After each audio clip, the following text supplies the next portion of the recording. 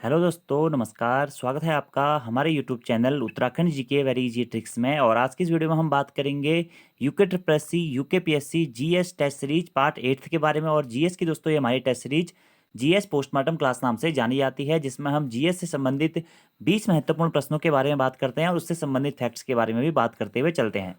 और दोस्तों ये सीरीज आपके उत्तराखंड के सभी exams UK triple S C या यूके पीएससी के द्वारा जो कराए जाते हैं सभी के लिए काफ़ी महत्वपूर्ण सीरीज है। अगर आपने इससे पहले के 7 पार्ट्स नहीं देखे हुए हैं तो उन्हें भी आप जरूर देख लीजिएगा। इस सीरीज में हम आपको हिस्ट्री, पॉलिटी, ज्योग्राफी, इकोनॉमिक्स और कंप्यूटर के क्वेश्चंस करवाते हैं। तो वीडियो पसंद आती है दोस्तों तो वीडियो को लाइक जरूर करें, कमेंट जरूर करें, अपने दोस्तों के साथ में भी जरूर शेयर करें। और दोस्तों अगर आप उत्तराखंड के आगामी एग्जाम से तो प्रैक्टिस सेट के बैचेस से जुड़ना चाहते हैं तो प्ले स्टोर से हमारी application Uttarakhand GK very easy trick को डाउनलोड करके जुड़ सकते हैं। चलिए शुरू करते हैं दोस्तों आज की इस वीडियो को। पहला हमारा प्रश्न है कि सूची 1 तथा सूची 2 से सुमेलित कीजिए और सूचियों के नीचे दिए गए कूट से सही उत्तर चुनिए। देखिए सूची 1 में क्या है, हड़प्पा, हस्तिनापुर, तक्षशिला और कौशाम्बी। सूची 2 में क्या है, NG Majumdar, John Marshall, Dayaram Sahni या फिर बीबी लाल। तो यहाँ पे दोस्तों ये जो स्थल हैं इनके उत्खनन का वर्ष पूछा गया और उत्खनन का कार्य किसके द्वारा किया गया यह पूछा गया है। तो हड़प्पा सभ्यता की खोज किसके द्वारा की गई, आप सभी लोगों को पता है दोस्तों, स्वामी दयाराम साहनी जी के द्वारा हड़प्पा सभ्यता की खोज की जाती है। यानी कि हड़प्पा का उत्खनन किसके द्वारा कराया गया दोस्तों, तो दयाराम साहनी जी के द्वारा हड़प्पा का हमारा उत्खनन कराया जाता है। तो हड़प्पा के संस्थापक के रूप में या हड़प्पा सभ्यता के बारे में जो उत्खनन का कार्य किसने कराया था, वो कराया था दयाराम साहनी जी ने। वैसे ये दोस्तों ये उत्खनन 1921 से हमारा शुरू हो जाता है, लेकिन 1923-24 में या 24-25 में जाके कंप्लीट होता है। तो इसलिए एक आध हो जाएगा 3, ठीक है। दूसरा है हस्तिनापुर। तो हस्तिनापुर में उत्खनन का कार्य किसने कराया था दोस्तों, तो हस्तिनापुर में उत्खनन का कार्य कराया था किसने, बीबी लाल ने। कब, बीबी लाल ने, और कब किया था, 1950 से 52 के बीच में किया था।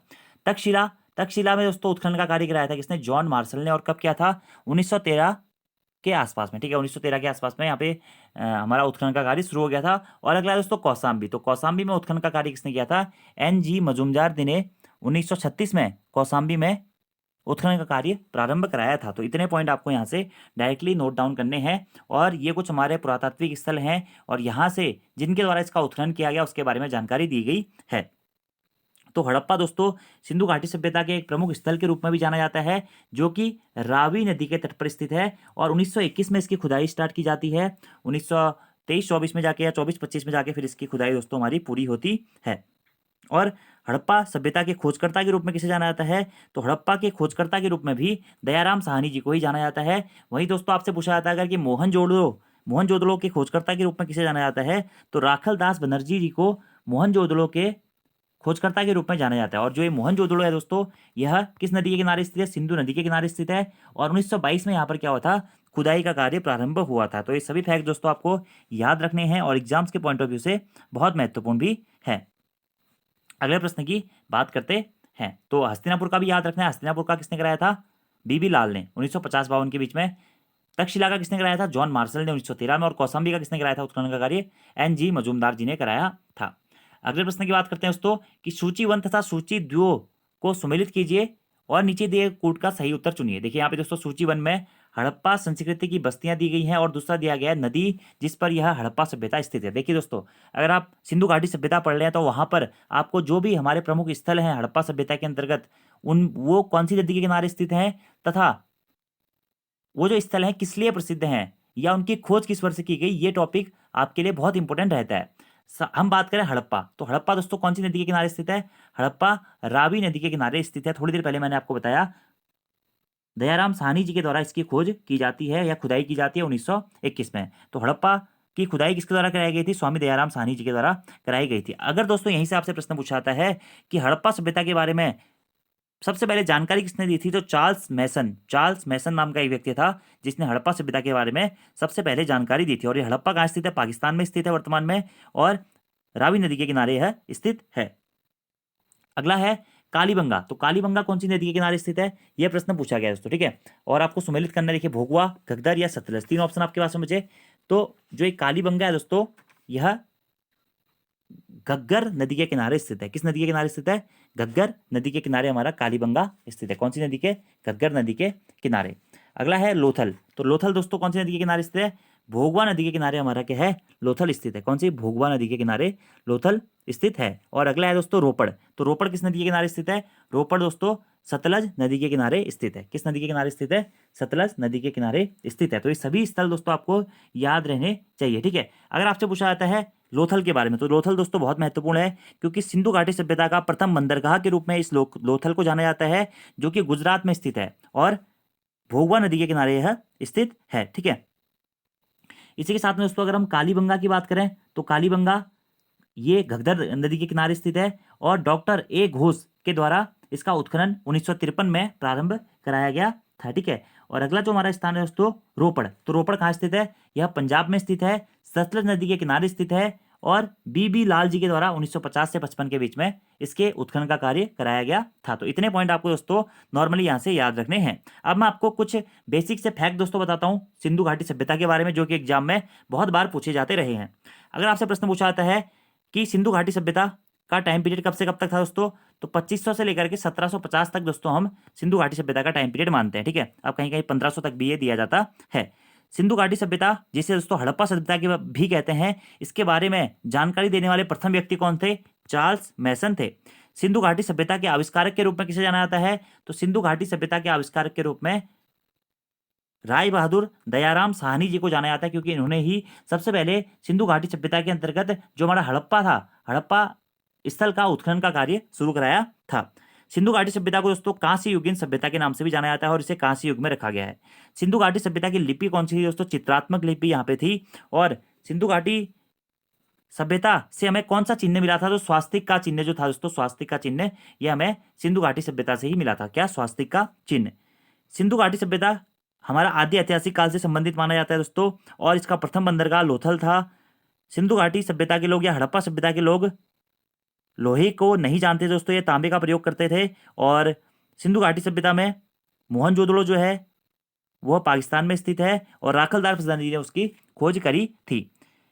मोहनजोदड़ो से ही दोस्तों में नर्तकी की कांस्य मूर्तियां भी प्राप्त हुई है। सिंधु घाटी सभ्यता की सबसे बड़ी इमारत कौन सी थी, वो थी अन्नागार या फिर स्नानागार, जो कि मोहनजोदड़ो से मिला है। इसी के साथ में दोस्तों सिंधु घाटी सभ्यता के लोग किस देवता की पूजा करते थे, तो मातृ देवी की ये पूजा करते थे। और इतने पॉइंट आप फिलहाल यहाँ से नोट कर लीजिएगा। और मिठास के लिए सिंधु घाटी सभ्यता में किसका प्रयोग होता था, शहद का प्रयोग किया जाता था। ये दोस्तों कुछ बेसिक से पॉइंट है सिंधु घाटी सभ्यता के बारे में। और भी हमारे दोस्तों कई सारे स्थल थे, जैसे कि चन्हू था, जो कि सिंधु नदी के किनारे स्थित था, ठीक है, चन्हू, ठीक है। ऐसे ही था आलमगीर या आलमगीरपुर, जो कि हिंडन नदी के किनारे स्थित था। ऐसे ही दोस्तों हमारा है मांडा दोस्तों, ये भी सिंधु घाटी के प्रमुख स्थल के रूप में जाना जाता है। सुरकोटदा, बालाकोट, जिनके बारे में हम आगे आने वाली वीडियोज में बात करते रहेंगे। तो फिलहाल दोस्तों इसका आंसर मैं कहूँ, हड़प्पा कहाँ है, रावी नदी के किनारे है, ठीक है। कालीबंगा दोस्तों हमारा घग्गर नदी के किनारे स्थित है, लोथल भोगवा के किनारे स्थित है और रोपड़ सतलज के किनारे स्थित है। तो 3, 2, 1, 4 इसका आंसर होना चाहिए, 3, 2, 1, 4। तो ऑप्शन नंबर ए दोस्तों आपका यहाँ पे सही आंसर हो जाएगा। क्या, ऑप्शन नंबर ए। अगले प्रश्न की बात करते हैं कि निम्नलिखित में से कौन सा अधिकारी मौर्य प्रशासन का भाग नहीं था। तो मौर्य प्रशासन के भाग से संबंधित प्रश्न है, अग्रहारिक, युक्त, प्रादेशिक या फिर राजुक।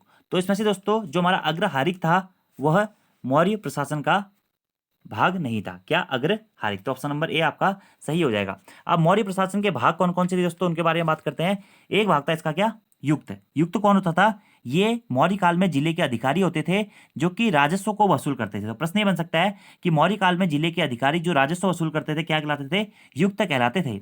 अगला दोस्तों क्या, राजुक। ये क्या थे, ये केवल राजस्व विभाग का कार्य करते थे और बाद में इन्हें दोस्तों न्यायिक अधिकार भी प्रदान कर दिया गया था। तो राजुक क्या थे, ये राजस्व विभाग और न्यायिक अधिकार का कार्य करते थे, कहाँ पे, मौर्यों के अंतर्गत, ठीक है। अगला दोस्तों प्रादेशिक। ये प्रादेशिक क्या होते थे, यह प्रधान अधिकारी होते थे और ये संभागीय आयुक्त की तरह दोस्तों कार्य करते थे और न्याय करने का कार्य भी इनके द्वारा किया जाता था। तो युक्त, राजुक और प्रादेशिक ये क्या थे, मौर्य प्रशासन के भाग थे, जबकि अग्रहारिक दोस्तों हमारा मौर्य प्रशासन का भाग नहीं था, ठीक है। और अशोक के लेखों में, अशोक दोस्तों मौर्य वंश के संबंधित था ना, तो अशोक के लेखों में उसके प्रशासन के कुछ महत्वपूर्ण पदाधिकारियों के नाम मिलते हैं, जिसमें है युक्त, राजक और प्रादेशिक। तो इससे संबंधित प्रश्न भी दोस्तों पूछे जा सकते हैं कि राजस्व वसूल कौन करता है, युक्त करता था। राजस्व विभाग का कार्य कौन करता था, राजुक करता था। न्याय का कार्य और संभागीय आयुक्त का कार्य कौन करता था, या मंडल का प्रधान अधिकारी कौन होता था, वह प्रादेशिक होता था। तो इस प्रकार के प्रश्न आपसे एग्जाम में पूछे जा सकते हैं। शासन के बारे में बात आई है तो मौर्य वंश के बारे में थोड़ा सा जान लेते हैं कि मौर्य वंश के संस्थापक कौन थे। तो मौर्य वंश के संस्थापक थे दोस्तों कौन, चंद्रगुप्त मौर्य। चंद्रगुप्त मौर्य मौर्य वंश के संस्थापक थे। और मौर्य वंश का अंतिम शासक कौन था दोस्तों, वो था बृहद्रथ। बृहद्रथ, बृहद्रथ क्या था, मौर्य वंश का अंतिम शासक था। ये पॉइंट आपको यहां से नोट डाउन करने हैं। अगले प्रश्न की बात करते हैं कि निम्नलिखित में से कौन सा सबसे पुराना राजवंश है। इन ऑप्शनों में से दोस्तों कौन सा सबसे पुराना राजवंश है, गुप्त, मौर्य, वर्धन या फिर कुषाण।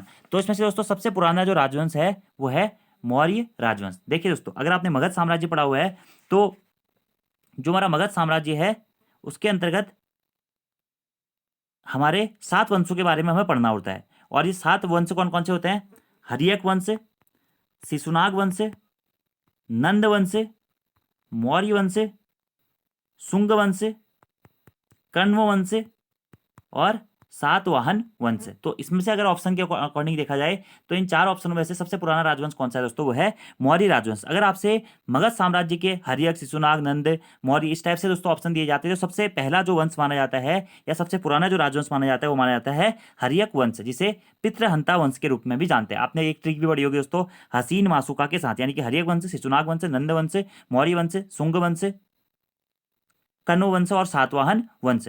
तो इसमें से सबसे पुराना राजवंश है दोस्तों हमारा कौन सा, मौर्य राजवंश। ये पॉइंट आपको डायरेक्टली नोट डाउन करना है। इसके संस्थापक कौन थे, चंद्रगुप्त मौर्य दोस्तों हमारे इसके संस्थापक होते हैं। और अंतिम राजा कौन होते हैं, वो होते हैं बृहद्रथ। चंद्रगुप्त मौर्य के प्रधानमंत्री दोस्तों कौन होते हैं हमारे, चाणक्य या कौटिल्य, या जिन्हें हम विष्णुगुप्त नाम से भी जानते हैं। और अगर हम मौर्य राजवंश की बात करें तो चंद्रगुप्त मौर्य ने इसकी स्थापना करी। और कब से कब तक हमारा चंद्रगुप्त ये मौर्य वंश चला था दोस्तों, तो लगभग लगभग 323 ईस्वी पूर्व से लेकर के 184 ईस्वी पूर्व तक हमारा मौर्य वंश ने शासन किया था।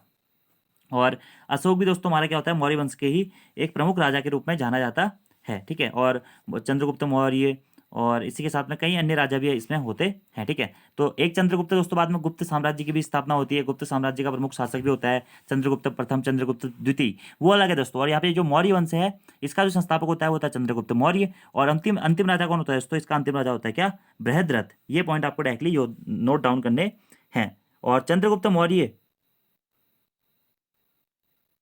के ही बाद में उसका एक शासक दोस्तों अशोक भी होता है। और अशोक के शिलालेख या अशोक का बौद्ध धर्म के प्रचार प्रसार के लिए जो भी चीज़ें हुई थी वो भी आपको पढ़नी है, एग्जाम्स के पॉइंट ऑफ व्यू से इंपॉर्टेंट रहता है। तो कभी अगली वीडियो में उससे बात करेंगे। आंसर यहाँ पे हो जाएगा दोस्तों इसका क्या, मौर्य वंश, जो कि 323 से लेकर 184 ईस्वी पूर्व तक इसने शासन किया था। अगर गुप्त की बात करें तो गुप्तों ने 319 से लेकर के दोस्तों 550 ईस्वी तक शासन किया था।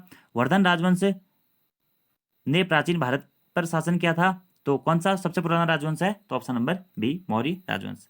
अगले प्रश्न की बात करते हैं, कौटिल्य का अर्थशास्त्र है एक, क्या है दोस्तों, चंद्रगुप्त मौर्य के संबंध में नाटक, आत्मकथा है, चंद्रगुप्त मौर्य का सिद्धांत है, या फिर शासन के सिद्धांतों की पुस्तक है। तो कौटिल्य का अर्थशास्त्र जो है दोस्तों ये एक पुस्तक है। और किससे संबंधित है, राजनीति से संबंधित है। तो शासन के सिद्धांतों के पुस्तक के रूप में इसे जाना जाता है। बहुत सारे लोग क्या करते हैं, अर्थशास्त्र पुस्तक देखते हैं तो वो सोचते हैं कि इकोनॉमी से वो संबंधित होगी। नहीं दोस्तों, कौटिल्य या चाणक्य या इन्हें हम विष्णुगुप्त के नाम से भी जानते हैं, इनके द्वारा मौर्य काल में रचित जो अर्थशास्त्र पुस्तक थी इसमें शासन के सिद्धांतों के बारे में बताया गया है। और इसमें राज्य में सप्तांग सिद्धांत यानी कि राजा, अमात्य, जनपद, दुर्ग, कोष, दंड एवं मित्र की व्याख्या की गई है। और अर्थशास्त्र से तत्कालीन प्रशासन एवं कृषि व्यवस्था का भी विस्तृत जानकारी हमें कौटिल्य के अर्थशास्त्र में प्राप्त होती है। तो शासन के सिद्धांतों की पुस्तक इसमें कहा जाता है। और कितने सिद्धांत है, सप्तांग सिद्धांत, 7 सिद्धांत है इसमें। राजा, अमात्य, जनपद, दुर्ग, कोष, दंड एवं मित्र की व्याख्या हमें इसमें देखने को मिलती है। तो ये सभी पॉइंट दोस्तों इंपोर्टेंट है हमारे, इतना आप नॉर्मली याद कर लीजिएगा। और जो भी मैं दोस्तों आपको टॉपिक बता रहा हूँ, जैसे कि मौर्य में अशोक बहुत इंपॉर्टेंट है दोस्तों, जो ये हसीन माशुका के साथ में जो ये राजवंशों का क्रम है, मगध के अंतर्गत जो 7 वंश हमारे हुए, ये 7 के 7 वंश आपको याद होनी चाहिए। इनके संस्थापक और अंतिम राजा आपको याद होनी चाहिए। इनके राजाओं के द्वारा जो विशिष्ट कार्य किए गए हैं वो आपको याद होनी चाहिए। तो अगर आपको ये चीज़ें थोड़ी बहुत भी याद होंगी दोस्तों तो एग्जाम में आप लोग एक अच्छी प्रश्नों को सॉल्व कर सकते हैं, यूके ट्रिपल या यूकेपीएससी के और पैटर्न के अकॉर्डिंग। अगला प्रश्न है दोस्तों, देखिए, सूची 1 तथा सूची 2 को सम्मिलित कीजिए और कूट का प्रयोग करते हुए सही उत्तर का चयन कीजिए। तो यहाँ पे दोस्तों ये संविधान से संबंधित है। हिस्ट्री का पोर्शन हमारा फिलहाल खत्म हो गया है। अब देखिए, विधि के सम्मुख समानता, कार्य करने का अधिकार, कार्य करने के लिए सही और मानवीय स्थितियां और बच्चों के लिए मुफ्त और अनिवार्य शिक्षा। तो आपको इसे आर्टिकल्स के अकॉर्डिंग सम्मिलित करना है कि कौन सा आर्टिकल किस संबंध में सही है। तो अगर हम बात करें विधि के सम्मुख समानता, तो समानता का अधिकार दोस्तों कौन से आर्टिकल में है? आर्टिकल 14 में है, आप सभी लोगों को पता है, ठीक है। हमारा मूल अधिकार के अंतर्गत या फिर मौलिक अधिकार के अंतर्गत यह आता है। तो ये तो सही हो गया। विधि के सम्मुख समानता है आर्टिकल 14 में। कार्य करने का अधिकार दोस्तों, तो कार्य करने का जो अधिकार है वो हमें नीति निर्देशक तत्वों के अंतर्गत मिलता है, और आर्टिकल 41 में हमें कार्य करने के अधिकार के बारे में जानकारी प्राप्त होती है। क्या? आर्टिकल 41। अगला है कार्य करने के लिए सही और मानवीय स्थितियों के बारे में हमें दोस्तों आर्टिकल 42 से पता चलता है। ये भी नीति निर्देशक तत्वों के अंतर्गत ही आता है। और बच्चों के लिए मुफ्त तथा अनिवार्य शिक्षा, आर्टिकल 45 में इसका प्रावधान किया गया है, और ये भी हमारे नीति निर्देशक तत्वों के अंतर्गत ही आता है। तो याद रखना है आपको, विधि के सम्मुख समानता कौन से आर्टिकल में है? आर्टिकल 14 में। कार्य करने का अधिकार किस आर्टिकल में? आर्टिकल 41 में।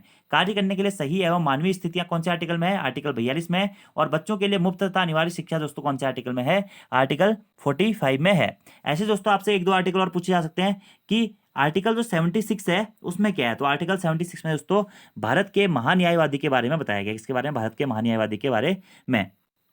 आर्टिकल 78 दोस्तों किससे संबंधित है? संसद से संबंधित है आर्टिकल 78। आर्टिकल 79 किससे संबंधित है दोस्तों? आर्टिकल 79 संबंधित है राज्यसभा से। और आर्टिकल 80 किससे संबंधित है दोस्तों? आर्टिकल 80 संबंधित है लोकसभा से। ये तीनों आर्टिकल भी आप लोगों को डायरेक्टली याद रखने हैं। ऐसे ही आपसे प्रश्न पूछा है दोस्तों कि अस्पृश्यता का अंत, अस्पृश्यता का अंत कौन से आर्टिकल में है? तो आर्टिकल 17 में दोस्तों अस्पृश्यता का अंत है। लोक नियोजन में अवसर की समानता, ये कौन से आर्टिकल में है दोस्तों? तो लोक नियोजन में अवसर की समानता हमारी आर्टिकल 16 में है। तो मौलिक अधिकार दोस्तों जो हमारे इंपॉर्टेंट हैं वो आपको सभी याद होने चाहिए, ठीक है। जैसे कि आर्टिकल 16 में अवसर की समानता है, आर्टिकल 17 में अस्पृश्यता का अंत है, आर्टिकल 18 में हमारा उपाधियों का अंत है, आर्टिकल 14 में मैंने आपको बताया कि विधि के समक्ष क्षमता या फिर समानता का अधिकार है। आर्टिकल 15 में क्या है कि धर्म, लिंग, जाति, जन्मस्थान, मूल वंश के आधार पर विभेद नहीं किया जा सकता है। ये प्रमुख आर्टिकल आपको याद रहने चाहिए। ऐसे ही आर्टिकल 19 में दोस्तों हम स्वतंत्रता के बारे में पढ़ते हैं, ठीक है। स्वतंत्रता के बारे में आर्टिकल 20 अपराधों के दोष सिद्धि के संबंध में संरक्षण देता है। आर्टिकल 21 दोस्तों हमारे जीवन जीने का अधिकार है या प्राण एवं दैहिक स्वतंत्रता का अधिकार है। इसी आर्टिकल 21 के तहत कौ जोड़ा गया दोस्तों, इसमें जिसके तहत 6 से 14 वर्ष तक के सभी बच्चों को निःशुल्क शिक्षा के बारे में बताया गया है। आर्टिकल 22 गिरफ्तारी के विरुद्ध संरक्षण से संबंधित है। तो ये जो आर्टिकल है हमारे मौलिक अधिकार वाले, ये आपको एग्जैक्टली याद होने चाहिए, क्योंकि एग्जाम में यहाँ से दोस्तों बहुत बार प्रश्न बनते हैं। तो आंसर हो जाएगा इसका क्या? विधि के समक्ष क्षमता, ए का हो जाएगा 3। तो ऑप्शन नंबर बी दोस्तों यहाँ पे सही हो जाएगा, 3, 4, 1, 2। अगले प्रश्न की बात करते हैं। तो जितने भी मैं आर्टिकल बता रहा हूँ दोस्तों ये एग्जाम में पूछे गए हैं। अगला प्रश्न है कि सूची 1 तथा सूची 2 को सम्मिलित कीजिए। देखिए संवैधानिक संशोधन कौन से आर्टिकल के अंतर्गत आता है दोस्तों? तो संवैधानिक संशोधन आर्टिकल 368 के अंतर्गत हमारा संविधान संशोधन के बारे में बताया गया है। किसमें? आर्टिकल 368 में। अगला है हमारा वित्त आयोग के बारे में किसमें बताया जाता है? तो आर्टिकल 280 में दोस्तों हमारा वित्त आयोग के बारे में बताया गया है। क्या वित्त आयोग कितना है? आर्टिकल 280। वित्तीय आपातकाल के बारे में किसमें बताया गया दोस्तों? तो आर्टिकल 360 में वित्तीय आपातकाल के बारे में बताया गया है। और अखिल भारतीय सेवाएं, अखिल भारतीय सेवाओं के बारे में आर्टिकल 312 में बताया गया है। तो संवैधानिक संशोधन किसमें? आर्टिकल 368। वित्त आयोग आर्टिकल 280, वित्तीय आपातकाल आर्टिकल 360 और अखिल भारतीय सेवाएं दोस्तों आर्टिकल 312 में ये बताया गया है। देखिए दोस्तों आपातकाल हमारे 3 प्रकार के होते हैं। 3 आर्टिकल याद रखते हैं, आर्टिकल 352, आर्टिकल 356 और आर्टिकल 360। आर्टिकल 352 जो है दोस्तों ये संबंधित है राष्ट्रीय आपातकाल के संबंध में। आर्टिकल 356 दोस्तों संबंधित है राज्य आपातकाल के संबंध में। और आर्टिकल 360 दोस्तों जो संबंधित है वो है वित्तीय आपातकाल के संबंध में। तो आपातकाल से संबंधित ये 3 आर्टिकल आपको निश्चित ही याद रखने हैं, क्योंकि एग्जाम में इन तीनों आर्टिकल से बहुत बार प्रश्न बनते हैं। तो राष्ट्रीय आपातकाल आर्टिकल 352, राज्य आपातकाल आर्टिकल 356 और वित्तीय आपातकाल दोस्तों आर्टिकल 360।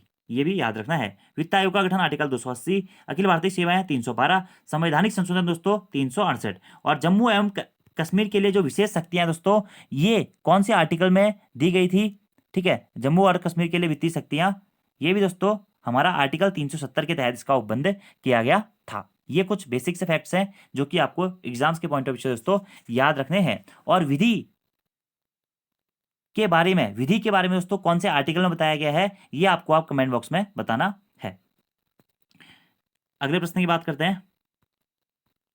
इसमें भी दोस्तों प्रश्न है सूची 1 तथा सूची 2 को सम्मिलित कीजिए और सूचियों के नीचे दिए गए कूट से सही उत्तर का चयन कीजिए। अब देखिए दोस्तों, कुछ लोग बोलेंगे कि सर इस प्रकार के प्रश्न यूके ट्रिपल में नहीं आते हैं। देखिए दोस्तों, इस प्रकार के प्रश्न मैंने यहाँ पे इसलिए लिए हुए हैं क्योंकि एक ही प्रश्न से आपके 4 प्रश्न मैं आपको बता दे रहा हूँ और उसके साथ में कुछ एक्सप्लेनेशन भी बता दे रहा हूँ। तो जो जो भी इंपोर्टेंट कॉन्सेप्ट रहते हैं आपके, वो यहाँ से फिर कवर अप हो जा रहे हैं। देखिए यहाँ पे प्रश्न है संविधान की अनुसूची के संबंध में। हमें बताया कि भारत के मूल संविधान में दोस्तों 8 अनुसूचियां थी और वर्तमान में हमारी कितनी अनुसूचियां हैं? 12 अनुसूचियां हैं। तो यहाँ पे सूचियों को सम्मिलित करने से संबंध में बताया गया है। चतुर्थ अनुसूची, षष्ठम अनुसूची, अष्टम अनुसूची और नवम अनुसूची। अब आपको अगर अनुसूचियां याद हैं, वो मैक्सिमम लोगों को याद होनी चाहिए दोस्तों।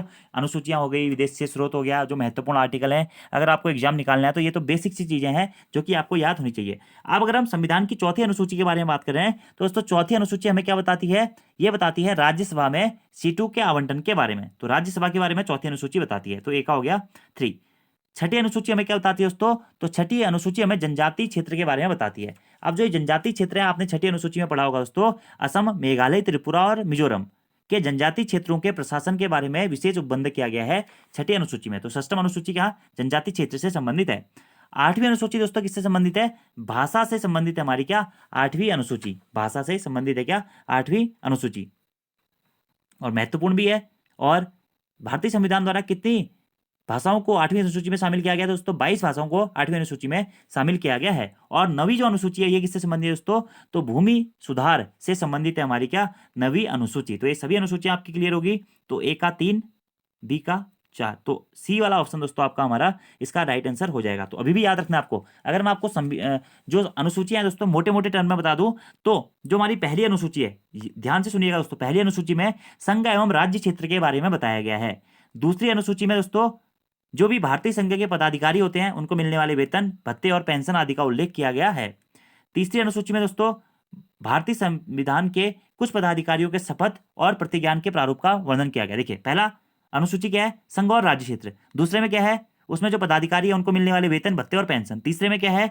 शपथ और प्रतिज्ञान। चौथी अनुसूची में दोस्तों राज्यों एवं संघ शासित क्षेत्रों या केंद्र शासित प्रदेशों दिल्ली और पांडिचेरी के राज्यसभा के प्रतिनिधित्व के बारे में बताया गया। तो राज्यसभा के प्रतिनिधित्व या सीटों का आवंटन चौथी अनुसूची में बताया गया है। 5वीं अनुसूची में दोस्तों अनुसूचित जाति और जनजातियों के प्रशासन और नियंत्रण के बारे में बताया गया है। 6ठी अनुसूची में दोस्तों असम, मेघालय, त्रिपुरा, मिजोरम के जनजातीय क्षेत्रों के बारे में बताया गया है। और 7वीं अनुसूची जो कि सबसे महत्वपूर्ण अनुसूची भी दोस्तों हमारी होती है, जिसके बारे में अगली क्वेश्चन में हम बात करेंगे, केंद्र एवं राज्यों के मध्य शक्तियों का विभाजन। तो केंद्र एवं राज्यों के मध्य शक्तियों का विभाजन कौन सी अनुसूची के तहत किया जाता है? 7वीं अनुसूची के तहत। और 7वीं अनुसूची में दोस्तों हमारे मुख्यतः 3 सूचियां इसके अंतर्गत आती हैं। एक आती है संघ सूची, दूसरी आती है राज्य सूची और तीसरी आती है समवर्ती सूची। और यह प्रश्न VVIMP है दोस्तों आपसे, 7वीं अनुसूची कि केंद्र एवं राज्यों के बीच शक्तियों का विभाजन कौन सी अनुसूची के तहत किया जाता है? 7वीं अनुसूची के तहत किया जाता है, जिसके तहत कितने विषय हैं? हमारे 3 मुख्यतः सूचियां हैं, संघ सूची, राज्य सूची और समवर्ती सूची। अगला है दोस्तों हमारी 8वीं अनुसूची। 8वीं अनुसूची में भाषा के बारे में बताया गया है और भारतीय संविधान में टोटल 22 भाषाओं को अभी मान्यता प्राप्त है। 9वीं अनुसूची दोस्तों ये भी बहुत महत्वपूर्ण है। डायरेक्टली पूछा जाता है कि 9वीं अनुसूची को कौन से संविधान संशोधन के तहत जोड़ा गया था? तो प्रथम संविधान संशोधन 1951 के तहत दोस्तों हमारा 9वीं अनुसूची को जोड़ा गया था, ठीक है, जो कि इससे संबंधित है, भूमि सुधार से संबंधित है, ठीक है। अगला दोस्तों क्या? 10वीं अनुसूची। 10वीं अनुसूची को कब जोड़ा गया था? 52वें संविधान संशोधन 1985। 52वें संविधान संशोधन 1985 दोस्तों 10वीं अनुसूची को जोड़ा गया था, जो कि दल बदल के आधार पर निर्हरता के संबंध में है। तो दल बदल अधिनियम से संबंधित कौन सी अनुसूची है? 10वीं अनुसूची है। अगला दोस्तों 11वीं अनुसूची, जो आप पंचायत पढ़ते हैं ना, पंचायत 11वीं अनुसूची 73वें संविधान संशोधन 1992 के द्वारा इसे संविधान में शामिल किया गया था और पंचायत के बारे में यह बताता है, ठीक है। अगला दोस्तों 12वीं अनुसूची। 12वीं अनुसूची क्या? नगर पालिकाओं से संबंधित है और इसे 74वें संविधान संशोधन 1992 के द्वारा जोड़ा गया था। तो ये पॉइंट आपको दोस्तों डायरेक्टली याद रखने हैं। अब जो 11वीं अनुसूची है, जो कि पंचायतों के अधिकार, प्राधिकार और दायित्व के बारे में बताती है, ठीक है, अभी वर्तमान में हमारी त्रिस्तरीय पंचायती राज व्यवस्था लागू है, तो इसे 73वें संविधान संशोधन 1992 के तहत जोड़ा गया था। और 11वीं अनुसूची में कितने विषय हैं दोस्तों? 11वीं अनुसूची में हमारे 29 विषय हैं। और 12वीं अनुसूची किससे संबंधित है? नगर पालिका के अधिकार, प्राधिकार और दायित्व से संबंधित है। और 12वीं अनुसूची को 74वें संविधान संशोधन 1992 के द्वारा जोड़ा गया था। और 12वीं अनुसूची में कितने विषय हैं दोस्तों? 12वीं अनुसूची में 18 विषय हैं। तो ये सभी अनुसूचियां दोस्तों आपको याद होनी चाहिए, एग्जाम में बहुत बार ये प्रश्न पूछा जाता है। तो अनुसूचियों का पोस्टमार्टम हो गया ना। देखिए एक ही क्वेश्चन से मैं आपको कितनी चीजें दोस्तों बता दे रहा हूं। अगला प्रश्न है, निम्न में से कौन सी मद भारत के संविधान की समवर्ती सूची में है। तो मैंने आपको बताया दोस्तों, जो हमारा भारतीय संविधान की अनुसूची 7 है, इसमें केंद्र एवं राज्य के मध्य शक्तियों का विभाजन बताया गया। तो इसमें मेनली हमारी 3 सूचियां हैं। एक है संघ सूची, संघ सूची, दूसरा है राज्य सूची, और तीसरा है दोस्तों हमारा क्या, समवर्ती सूची। संघ सूची कौन सी सूची होती है? ऐसी सूची दोस्तों जिसमें केवल संघ यानी कि केंद्र नियम बना सकता है, वो हमारे संघ सूची के अंतर्गत आते हैं। अगला हमारा दोस्तों राज्य सूची। राज्य सूची में ऐसे विषय होते हैं जिसमें केवल राज्य नियम बना सकता है या राज्यों के द्वारा कानून बनाया जा सकता है। अगला दोस्तों क्या, समवर्ती सूची। समवर्ती सूची में राज्य और केंद्र दोनों के द्वारा नियम या कानून बनाए जा सकते हैं। अगर हम बात करें संघ सूची की, तो संघ सूची में जब संविधान का निर्माण हुआ था तो उस टाइम पे कुल कितने विषय थे? ये दोस्तों प्रश्न पूछा जाता है कि संघ सूची में विषयों की संख्या कितनी थी संविधान निर्माण के समय पे? पहले कितने थी? 97 थी। वर्तमान में संघ सूची में विषय कितने हैं? 100 हैं। ऐसे दोस्तों आपसे प्रश्न पूछा जाता है कि राज्य सूची में पहले कितने विषय थे? पहले दोस्तों राज्य सूची में 66 विषय थे। वर्तमान में कितने हैं? वर्तमान में 61 विषय हैं। ठीक है। ऐसे अगर आपसे पूछा जाता है समवर्ती सूची, तो समवर्ती सूची में पहले कितने विषय थे? पहले दोस्तों 47 विषय थे, लेकिन वर्तमान में विषयों की संख्या कितनी हो गई? 52 हो गई है। तो संघ सूची में केवल केंद्र कानून बनाता है, राज्य सूची में केवल राज्य कानून बनाता है, और समवर्ती सूची में राज्य और केंद्र दोनों कानून बनाते हैं। लेकिन कभी समवर्ती सूची के अंतर्गत अगर दोस्तों विवाद की स्थिति उत्पन्न हो जाती है केंद्र और राज्य के मध्य में, तो केंद्र के द्वारा लिया गया निर्णय ही सर्वमान्य माना जाता है। ये आपको याद रखने हैं। और संघ सूची में 97 विषय हैं, वर्तमान में 100 हैं। राज्य सूची में 66 विषय थे, अभी वर्तमान में 61 हैं। समवर्ती सूची में पहले 47 विषय थे, वर्तमान में 52 विषय हैं। और समवर्ती सूची में कानून बनाने का अधिकार संघ और राज्य यानी कि केंद्र और राज्य दोनों को है। अब देखिए प्रश्न क्या है कि कौन सा मद भारतीय के संविधान की समवर्ती सूची में है? तो समवर्ती सूची में क्या है? जनसंख्या नियंत्रण और परिवार नियोजन, लोक स्वास्थ्य और स्वच्छता, प्रति व्यक्ति कर, या फिर निखात निधि। तो समवर्ती सूची में दोस्तों हमारा जनसंख्या नियंत्रण और परिवार नियोजन है। इसमें केंद्र और राज्य दोनों ही कानून का निर्माण कर सकते हैं। जबकि जो अन्य ऑप्शन है लोक स्वास्थ्य और स्वच्छता, प्रति व्यक्ति कर और निखात निधि, ये दोस्तों क्या है? हमारे राज्य सूची के विषय हैं। किसके विषय हैं? राज्य सूची के विषय हैं। तो इस प्रकार के दोस्तों कई प्रश्न पूछे जाते हैं। ठीक है, कि जो हमारे आपराधिक मामले आते हैं, आपराधिक मामले भी दोस्तों क्या है? समवर्ती सूची के ही विषय हैं। क्या? अपराधी मामले। ठीक है। जबकि पुलिस जो है दोस्तों, पुलिस क्या है? राज्य सूची का विषय है। पुलिस क्या है? राज्य सूची का विषय है। वहीं विदेशी मामले जो भी हमारे होते हैं, रेडियो और टेलीविजन, ये सब कुछ हमारा किसमें आता है? संघ सूची के अंतर्गत आता है। तो ये जो आपको सूचियां हैं और किस सूची के अंतर्गत क्या क्या चीजें शामिल है दोस्तों, ये आपको मोटा मोटा पढ़ लेना है। बाकी जो भी इंपॉर्टेंट अनुसूचियां थी ये मैंने बता दिया आपको, जैसे कि जो हमारी 9वीं 10वीं 11वीं 12वीं, ये 4 अनुसूचियां दोस्तों बहुत महत्वपूर्ण मानी जाती हैं, क्योंकि एग्जाम में यहाँ से प्रश्न बनता है कि भूमि सुधार से संबंधित अनुसूची कौन सी है, दल बदल से संबंधित अनुसूची कौन सी है, पंचायत से संबंधित अनुसूची कौन सी है, नगर पालिका से संबंधित अनुसूची कौन सी है, या नगर निगम से संबंधित अनुसूची कौन सी है। तो ये पॉइंट आपको डायरेक्टली याद रखने पड़ेंगे। ठीक है। और कौन से संविधान के तहत कौन सी अनुसूची को जोड़ा गया था, ये भी आपको डायरेक्टली याद रखना पड़ेगा। ठीक है। तो ये कुछ पॉइंट्स हैं जो आपको याद रखने हैं। अब अगर मैं आपको एक सूची बता दूं, देखिए जैसे समवर्ती सूची का प्रश्न है कि समवर्ती सूची में दोस्तों कौन कौन से विषय हमारे शामिल होते हैं। तो समवर्ती सूची में आर्थिक योजना, आपराधिक मामले, जनसंख्या नियंत्रण और परिवार नियोजन, दंड प्रक्रिया, विवाह, तलाक, गोद लेना, शिक्षा, वन, ये सभी हमारे क्या है? समवर्ती सूची के विषय हैं। ऐसे दोस्तों अगर हम राज्य सूची के विषय के बारे में बात करें, तो राज्य सूची के विषय कौन कौन से हैं? वह है दोस्तों हमारे पुलिस, लोक स्वास्थ्य और स्वच्छता, प्रति व्यक्ति कर, गैस, कृषि, रेलवे, कारागार, पंचायती राज, भूमि सुधार, ये क्या है दोस्तों? हमारे राज्य सूची के विषय हैं। वहीं दोस्तों हम संघ सूची या केंद्र सूची के विषयों के बारे में बात करें, तो रेडियो और टेलीविजन, शेयर मार्केट, डाकघर, बचत बैंक, जनगणना, बैंकिंग,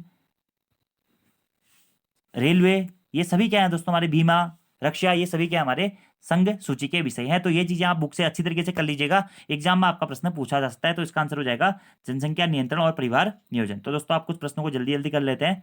अगला हमारा प्रश्न है कि भारतीय मानक समय की याम्योत्तर नहीं गुजरती है। तो भारतीय मानक समय का जो याम्योत्तर है वह कहाँ से होकर नहीं गुजरता है? आंध्र प्रदेश, छत्तीसगढ़, महाराष्ट्र, या फिर उत्तर प्रदेश। तो भारतीय मानक समय याम्योत्तर रेखा कहाँ से नहीं गुजरती है दोस्तों? तो ये महाराष्ट्र से होकर नहीं गुजरती। कहाँ से? महाराष्ट्र से होकर नहीं गुजरती है। अब दोस्तों भारतीय मानक समय रेखा जिसे हम कहते हैं IST, भारतीय मानक समय रेखा के बारे में थोड़ा बहुत बता देता हूँ कि भारतीय मानक समय रेखा 82.5 डिग्री पूर्वी देशांतर को निर्धारित किया गया है। तो भारतीय मानक समय रेखा किसको निर्धारित किया गया दोस्तों? 82.5 डिग्री पूर्वी देशांतर को निर्धारित किया गया है। और जो भारतीय मानक समय रेखा है दोस्तों, ये भारत के 5 राज्यों से होकर गुजरती है। ये 5 राज्य कौन कौन से याद रखने हैं? भारतीय मानक समय रेखा भारत के 5 राज्यों से होकर गुजरती है। 5 राज्य कौन कौन से हैं? उत्तर प्रदेश, मध्य प्रदेश, छत्तीसगढ़, उड़ीसा और आंध्र प्रदेश। तो उत्तर प्रदेश, मध्य प्रदेश, छत्तीसगढ़, उड़ीसा और आंध्र प्रदेश, इन 5 राज्यों से होकर हमारी भारतीय मानक समय रेखा गुजरती है। अब भारत के मानक समय को कहाँ से लिया गया है दोस्तों? तो भारत के मानक समय को इलाहाबाद के नैनी से लिया गया है। इलाहाबाद के निकट नैनी नामक स्थान से या फिर मिर्जापुर नामक स्थान से भारत के मानक समय को लिया गया है। और जो ये भारतीय मानक समय रेखा है 82.5 डिग्री पूर्वी देशांतर, यह ग्रीनविच समय रेखा यानी कि जीएमटी लाइन से कितने घंटे आगे दोस्तों? तो जीएमटी लाइन से 5.5 घंटे आगे है। कितना? 5.5 घंटे आगे है। तो अगर आपसे कभी कभी प्रश्न पूछा आता है कि भारतीय मानक समय रेखा और ग्रीनविच समय रेखा यानी कि आईएसटी और जीएमटी के मध्य कितने का अंतर है? तो 5.5 घंटे यानी कि 5 घंटे 30 मिनट का यहाँ पे अंतर हमें देखने को मिलता है। तो आईएसटी भारतीय मानक समय रेखा 82.5 डिग्री पूर्वी देशांतर को निर्धारित किया गया है, जो कि इलाहाबाद के नैनी सैनी या फिर मिर्जापुर से होकर या यहाँ से इसको लिया गया है। तो आंसर हो जाएगा दोस्तों इसका महाराष्ट्र। तो यहाँ से दोस्तों बहुत प्रकार के हमारे प्रश्न बनते हैं कि भारतीय मानक समय रेखा कहाँ से निर्धारित की गई है, मानक समय कहाँ से लिया गया है, जीएमटी से कितना आगे चलता है, 5.5 घंटे आगे चलता है। जब भी आप फोन में टाइम सेट करते हैं तो वहाँ पे हमेशा लिखते होंगे कि जीएमटी प्लस 5:30 इस टाइप से लिखा हुआ आता है। ठीक है, तो ये चीज़ें आपको थोड़ा बहुत याद रखनी है भारतीय मानक समय रेखा यानी कि आईएसटी के बीच में। तो कभी कभी तो डायरेक्टली ये प्रश्न पूछ लिया जाता है कि आईएसटी यानी कि भारतीय मानक समय रेखा और जीएमटी यानी कि ग्रीनविच समय रेखा के मध्य में कितना अंतर पाया जाता है? तो 5.5 घंटे का 5 घंटे 30 मिनट का दोस्तों अंतर पाया जाता है। ये पॉइंट आपको डायरेक्टली नोट डाउन करते हुए चलने हैं। और कहाँ से होकर नहीं गुजरती? महाराष्ट्र से होकर नहीं गुजरती, आंध्र प्रदेश, छत्तीसगढ़, उत्तर प्रदेश, मध्य प्रदेश और उड़ीसा से होकर गुजरती है। अगले प्रश्न की बात करते हैं कि भारत का वह कौन सा स्थान है जहां बंगाल की खाड़ी, अरब सागर तथा हिंद महासागर मिलते हैं? तो ये भी दोस्तों बहुत अच्छा प्रश्न है कि भारत का वह कौन सा स्थान है जहां पर बंगाल की खाड़ी, अरब सागर तथा हिंद महासागर मिलते हैं? तो ऑप्शन है दोस्तों आपके क्या? कन्याकुमारी, इंदिरा पॉइंट, नारकोइल या फिर रामेश्वरम। तो इसमें से दोस्तों कन्याकुमारी में क्या होता है? बंगाल की खाड़ी, अरब सागर और हिंद महासागर तीनों मिलते हैं। और कन्याकुमारी क्या है? मैंने आपको इससे पहली वीडियो में बताया दोस्तों कि भारत का दक्षिणतम बिंदु क्या है? इंदिरा पॉइंट है। जबकि भारत का दक्षिणी बिंदु कौन सा है? नॉर्मली दक्षिणी बिंदु अगर पूछा जाता है तो वह है कन्याकुमारी, जहां से हमारी 8 डिग्री 4 मिनट होकर गुजरती है। और इसे कैप कैमोरियन नाम से भी पहले जाना जाता था। यहीं पर दोस्तों बंगाल की खाड़ी, अरब सागर और हिंद महासागर मिलते हैं। और कहाँ स्थित है? तमिलनाडु में स्थित है। और प्रायद्वीप भारत के अंतिम छोर के रूप में भी इसे जाना जाता है। तो आंसर हो जाएगा क्या? कन्याकुमारी। अगले प्रश्न की बात करते हैं कि 2 राज्यों में पहली बार 2 नदियों को जोड़ने की परियोजना के संबंध में समझौते के स्मृति पत्र पर हस्ताक्षर किए गए हैं। तो राज्यों और नदियों के नाम सुमेलित हैं। तो कौन कौन सी नदियों या राज्यों के मध्य में यह किया गया है? इस प्रकार का प्रश्न आपसे पूछा गया है। तो प्रश्न देखिए दोस्तों, 2 राज्यों में पहली बार 2 नदियों को जोड़ने की परियोजना के संबंध में समझौते पर हस्ताक्षर किए गए थे। तो राज्यों और नदियों के नाम क्या है वो? तो इसका आंसर दोस्तों मैं आपको डायरेक्टली बताता हूँ, option number B. Uttar Pradesh और मध्य प्रदेश के बीच में दोस्तों केन और बेतवा नदी को लेकर के समझौते के स्मृति पत्र पर हस्ताक्षर किए गए थे। तो ये आपको याद रखना है दोस्तों, क्या? केन बेतवा लिंक परियोजना, केन बेतवा लिंक परियोजना भी कहा जाता है इसे। पर मध्य प्रदेश के तथा उत्तर प्रदेश के द्वारा 25 अगस्त 2005 को समझौते ज्ञापन पर हस्ताक्षर किए गए थे। और यह प्रश्न इंपोर्टेंट है, उत्तर प्रदेश और मध्य प्रदेश के बीच में केन बेतवा लिंक परियोजना के लिए यह हमारे हस्ताक्षर किए गए थे। अच्छा प्रश्न है, यूपीपीएस पीसीएस प्री 2006 में भी पूछा गया है। अगले प्रश्न की बात करते हैं, किस राज्य में लिग्नाइट कोयले का विशालतम भंडार है? तो लिग्नाइट कोयला सबसे ज्यादा कहां पर पाया जाता है? गुजरात में, राजस्थान में, केरल में या फिर तमिलनाडु में? तो लिग्नाइट कोयला सबसे ज्यादा दोस्तों पाया जाता है कहां पे? तमिलनाडु में। कहां पे पाया जाता है लिग्नाइट कोयला? तमिलनाडु में पाया जाता है। और लिग्नाइट कोयले के विशालतम भंडार भी हमारे तमिलनाडु में ही स्थित हैं। ये पॉइंट आपको डायरेक्टली नोट डाउन करना है। अगले प्रश्न की बात करते हैं कि सॉफ्ट कॉपी एक आउटपुट है तो हार्ड कॉपी दोस्तों क्या होगी? अगर सॉफ्ट कॉपी दोस्तों एक आउटपुट है तो हार्ड कॉपी क्या होता है? हमारा प्रिंटेड आउटपुट होता है। क्या होता है दोस्तों? प्रिंटेड आउटपुट होता है। तो यहाँ से हमारे कंप्यूटर के प्रश्न शुरू हो जाते हैं। क्या सॉफ्ट कॉपी एक आउटपुट है तो हार्ड कॉपी क्या होता है दोस्तों? हमारा एक प्रिंटेड आउटपुट होता है, क्योंकि प्रिंट करके ही हमें हार्ड कॉपी उसकी प्राप्त होती है। अगला प्रश्न है, कंट्रोल शिफ्ट और एल्ट को डॉट डॉट कुंजियां कहते हैं। तो कंट्रोल शिफ्ट और अल्ट को कौन सी कुंजियां कहते हैं दोस्तों? इन्हें मॉडिफायर कुंजियां कहते हैं। क्या मॉडिफायर कुंजियां कहते हैं? अगला प्रश्न, अधिकांश प्रोडक्ट्स पर प्रिंटेड लाइनों के पैटर्न को क्या कहते हैं? तो अधिकांश जो हमारे प्रोडक्ट होते हैं उस पर प्रिंटेड लाइनों का जो पैटर्न होता है इसे क्या कहते हैं दोस्तों? बार कोड्स कहते हैं। इन्हें क्या कहते हैं? बार कोड्स कहते हैं। ठीक है, जैसे आप लोग अभी भी फोन में कभी कभी बार कोड स्कैन करते होगे, तो ये बार कोड किसके अंतर्गत आता है दोस्तों? तो ये बार कोड क्या होता है? इनपुट डिवाइसेस के अंतर्गत आता है। किसके अंतर्गत आता है? इनपुट डिवाइसेस के अंतर्गत ये बारकोड आता है। और प्रोडक्ट्स पर प्रिंटेड लाइनों के पैटर्न को, जो प्रोडक्ट आपने देखा होगा कि कोई भी प्रोडक्ट आप मंगाते हैं तो इस टाइप से प्रिंटेड लाइनों पर के पैटर्न जो होता है जिसे स्कैन करते हो आप लोग, उसे बारकोड से कहते हैं। अगला प्रश्न और आज का लास्ट प्रश्न है दोस्तों कि MICR में सी का पूरा नाम क्या है? तो MICR इसकी फुल फॉर्म क्या होती है? Magnetic ink character reader. क्या होती है? Magnetic ink character reader. तो इसमें सी का पूरा नाम क्या है दोस्तों? सी का नाम होगा क्या? कैरेक्टर। ऐसे प्रश्न आपसे पूछा जाता है कि MICR की पूरी फुल फॉर्म क्या होती है? तो मैग्नेटिक इंक कैरेक्टर रीडर इसकी क्या होती है? पूरी फुल फॉर्म होती है। और दोस्तों हर एग्जाम में एक या दो फुल फॉर्म्स एग्जाम में पूछी जाती है, तो आपको फुल फॉर्म वाले प्रश्न अच्छी तरीके से याद करते हुए चलने हैं।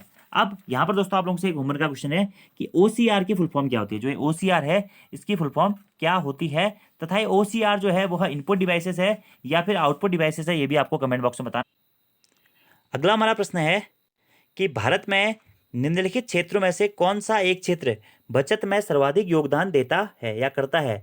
तो बचत में सर्वाधिक योगदान करता है दोस्तों हमारा कौन सा? घरेलू क्षेत्र। कौन सा क्षेत्र? घरेलू क्षेत्र बचत में सर्वाधिक योगदान करता है। अगले प्रश्न की बात करते हैं कि मिश्रित अर्थव्यवस्था का तात्पर्य क्या होता है? लघु एवं बृहत दोनों उद्यमों की विद्यमानता, निजी एवं सार्वजनिक दोनों क्षेत्रों की विद्यमानता, प्राथमिक और द्वितीय दोनों क्षेत्रों की विद्यमानता, या फिर उपरोक्त में से कोई नहीं। तो मिश्रित अर्थव्यवस्था का तात्पर्य होता है दोस्तों निजी एवं सार्वजनिक दोनों क्षेत्रों की विद्यमानता। अब देखिए मिश्रित अर्थव्यवस्था दोस्तों आपको ये पढ़ना पड़ेगा। आपने पढ़ा होगा अर्थव्यवस्था के प्रकार, तो उसमें स्वामित्व के आधार पर अर्थव्यवस्था को तीन भागों में बांटा जाता है। एक होता है पूंजीवादी अर्थव्यवस्था, इसी को दोस्तों निजी अर्थव्यवस्था भी बोलते हैं। दूसरा है हमारा सार्वजनिक या फिर समाजवादी अर्थव्यवस्था, और तीसरा होता है दोस्तों हमारा क्या? मिश्रित अर्थव्यवस्था। तो पूंजीवादी अर्थव्यवस्था या इसी को दोस्तों हम निजी अर्थव्यवस्था भी बोलते हैं। इसमें क्या होता है कि प्राइवेट कंपनियों या प्राइवेट सेक्टर्स के द्वारा जो भी उत्पादन और संसाधनों का प्रयोग किया जाता है वह पूंजीवादी अर्थव्यवस्था के अंतर्गत या निजी अर्थव्यवस्था के अंतर्गत आता है। तो प्राइवेट सेक्टर के अंतर्गत आने वाली अर्थव्यवस्था हमारी क्या होती है? पूंजीवादी अर्थव्यवस्था या फिर निजी अर्थव्यवस्था होती है। दूसरा क्या होता है? सार्वजनिक अर्थव्यवस्था। जो भी दोस्तों गवर्नमेंट के अंतर्गत या राज्य या सरकार के अंतर्गत जो भी हमारे संसाधन और उत्पादन आते हैं, उत्पादन के अधिकार आते हैं, वो हमारे समाजवादी अर्थव्यवस्था के अंतर्गत या सार्वजनिक अर्थव्यवस्था के अंतर्गत आते हैं। और तीसरा होता है दोस्तों क्या? मिश्रित अर्थव्यवस्था। तो मिश्रित अर्थव्यवस्था जिसमें हमारा निजी अर्थव्यवस्था और सार्वजनिक अर्थव्यवस्था, या फिर हम कह सकते हैं पूंजीवादी अर्थव्यवस्था और समाजवादी अर्थव्यवस्था के दोनों के तत्व विद्यमान रहते हैं, यानी कि जिनका प्रयोग गवर्नमेंट और प्राइवेट या जिन पर गवर्नमेंट तथा प्राइवेट दोनों का अधिकार होता है संसाधन और उत्पादन पर, जिसमें गवर्नमेंट और प्राइवेट दोनों का अधिकार होता है, उसी को हम कहते हैं क्या? मिश्रित अर्थव्यवस्था। तो निजी एवं सार्वजनिक दोनों क्षेत्रों की विद्यमता हमारी विद्यमान होती है किसमें? मिश्रित अर्थव्यवस्था में। और भारतीय अर्थव्यवस्था दोस्तों कौन सी अर्थव्यवस्था है? भारतीय अर्थव्यवस्था क्या है दोस्तों? मिश्रित अर्थव्यवस्था है। अगर आप यहाँ पे देखेंगे तो यहाँ पे निजी कंपनियां भी हैं, प्राइवेट सेक्टर्स भी हैं और गवर्नमेंट सेक्टर्स के द्वारा भी काम किया जा रहा है। ये पॉइंट आपको डायरेक्टली याद रखना है कि भारतीय अर्थव्यवस्था कैसी है? मिश्रित अर्थव्यवस्था है। और कौन से मॉडल पर भारतीय अर्थव्यवस्था दोस्तों अभी हमारी चल रही है? तो PPP मॉडल पर यह चल रही है। और आज का दोस्तों आपका लास्ट क्वेश्चन है, निम्न में से कौन सा एक आर्थिक वृद्धि का परिचालक है? वर्ष के दौरान स्थिर कीमतों पर राष्ट्रीय आय में वृद्धि, वास्तविक प्रति व्यक्ति आय में सुस्थिर वृद्धि, किसी अवधि में चालू कीमतों पर राष्ट्रीय आय में वृद्धि, या फिर जनसंख्या में वृद्धि के साथ राष्ट्रीय आय में वृद्धि। तो आर्थिक वृद्धि का जो परिचालक है दोस्तों इसमें से वो है वास्तविक प्रति व्यक्ति आय में सुस्थिर वृद्धि। वास्तविक प्रति व्यक्ति आय में सुस्थिर अगर वृद्धि होती है तो ये आर्थिक वृद्धि का परिचालक है। तो आपको आज की वीडियो दोस्तों कैसी लगी कमेंट बॉक्स में जरूर बताइएगा। मैंने अपनी तरफ से जो भी इंपॉर्टेंट कॉन्सेप्ट रहते हैं वो आपको बताने की कोशिश की है। तो आप लोग इन कॉन्सेप्ट को अगर नोट करना चाहेंगे दोस्तों तो नोट भी कर सकते हैं, या फिर आप डायरेक्टली इनको पढ़ना चाहेंगे तो डायरेक्टली भी इनको पढ़ सकते हैं। तो आज की ये वीडियो कैसी लगी कमेंट बॉक्स में जरूर बताइएगा।